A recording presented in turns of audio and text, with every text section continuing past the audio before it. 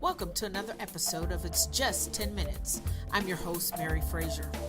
Many of us feel overwhelmed and outmatched by the problems we face in life. I want you to just breathe, relax, and give me 10 minutes. 10 minutes to encourage you, 10 minutes to inspire you, 10 minutes to change your life. God, I thank you for this opportunity. I thank you for all of those who are listening. And God, I pray that whatever they are going through, that something be said on this broadcast to speak life into their situation. It's in Jesus' name we pray. And now, it's just 10 minutes.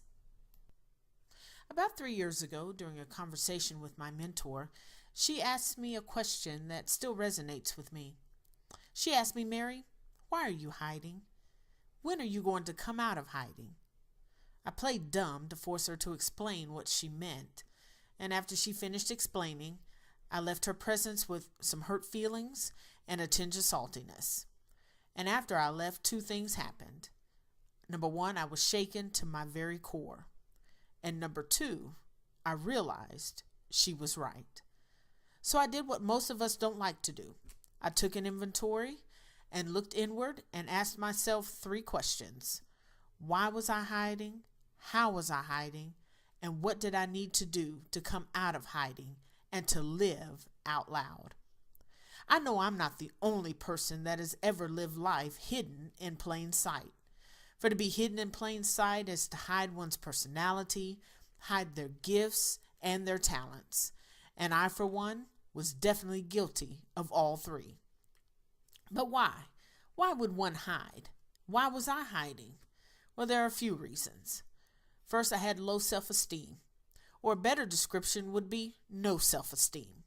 When you don't have any confidence in yourself, hiding becomes your only option for living. There was a time when I didn't believe that I was enough, and because in my mind I wasn't enough, I hid. I hid who I was, what I believed in, because I didn't believe that who I was or what I believed was enough. I wasn't smart enough or pretty enough, or I didn't have enough qualifications. So I hid. Well, how do you hide? By associating myself with stars. No, not the celebrities that we think of, but people who shine bright. Stars are those who shine so bright that I could dim my own light. They weren't bad people. I just used them to enable my hiding. They allowed me to feed my self-esteem issue. That made it easy for me to hide in plain sight. It got to the point to where I didn't even go to events or engagements by myself. I always had to have someone go with me, someone to fill the room with their light so that I could fade into the background, so that I could be on the scene without being seen. The feeling of not being enough fed my fear of rejection. For none of us want to be rejected. All of us want to be accepted in whatever arena of life we find ourselves in. Whether it be on our jobs or in our families, amongst our friends and peers, in our churches and in our communities, we crave acceptance. And when you combine that need for acceptance with a fear of rejection and low to no self-esteem, then you end up with who I became, a chameleon, someone who just blends into any situation. I just became whatever the situation said I should be. I became what other people thought I should be. And in trying to satisfy my need to be accepted, I almost lost myself. And that's the danger in being a chameleon.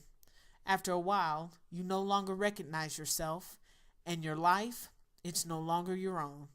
You are living someone else's life on the terms that they set.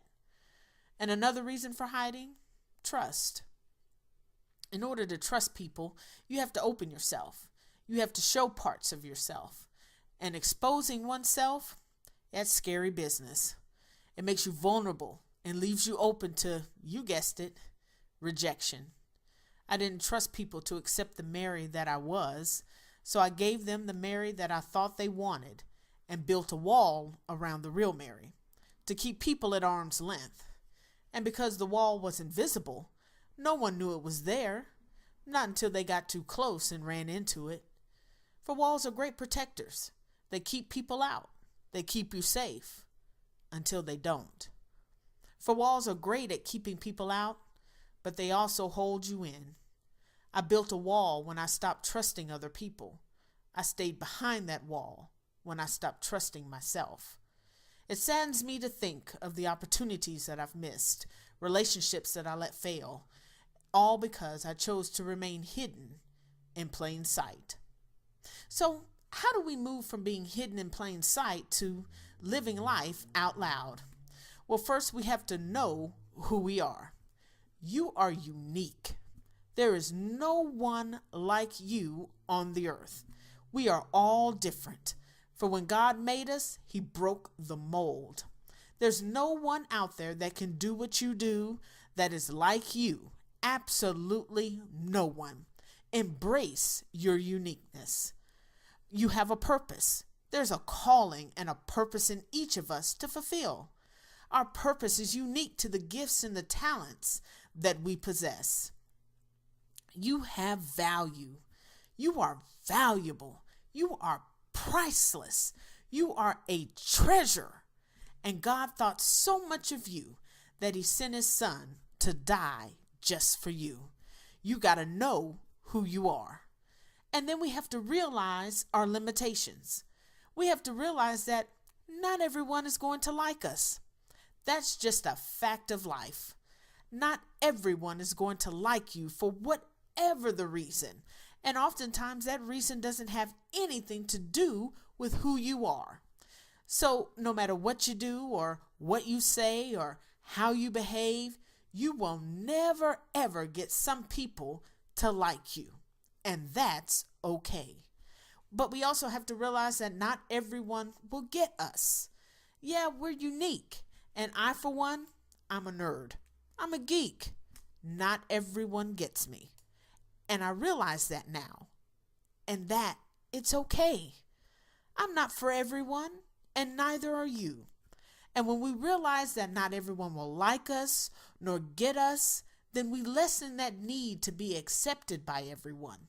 And then we can stop changing colors like a chameleon, trying to fit in, and instead concern ourselves with standing out. And lastly, you want to live out loud? Then just live. We have to live knowing that we are enough. Our personality is enough. Our looks are enough. Our intelligence, it's all enough for the right people in our lives. Because you have to remember, not everyone will get you and not everyone will like you. But regardless of that, you are still enough. Then we have to live knowing that we are loved. There are those in our lives that love us just the way we are, with our idiosyncrasies, with our curiosities, with our quirkiness, whatever the case may be. They love us no matter what. Embrace those people. But get rid of those conditional love people that are in your life. You know, those people that can only love you if you meet their conditions for love. And then lastly, we have to live knowing that freedom is available. Living a life that is hidden in plain sight, that's just bondage. But you can be free on today. You don't have to live hiding all the wonderful things that God has placed in you, for He placed them in you for a reason, because only you can use them, only you can make them work, because He gave them just to you. The world is waiting for what you have hidden in plain sight. 3 years ago, my mentor asked me a question: when are you coming out of hiding? And today, I have an answer for her. I come out of hiding in 5, 4, 3, 2, 1. It's been 10 minutes. Thanks so much for listening. We'll be here every Thursday. Check us out on the World Wide Web at www.itsjust10minutes.com. You can also find us, follow us, and like us on Facebook and Twitter. You can subscribe to the podcast on the website or find us on iTunes, Google Play, and Blog Talk Radio. And starting this week, you can also find us on Spreaker.com. Thank you so much for listening. We'll see you next week.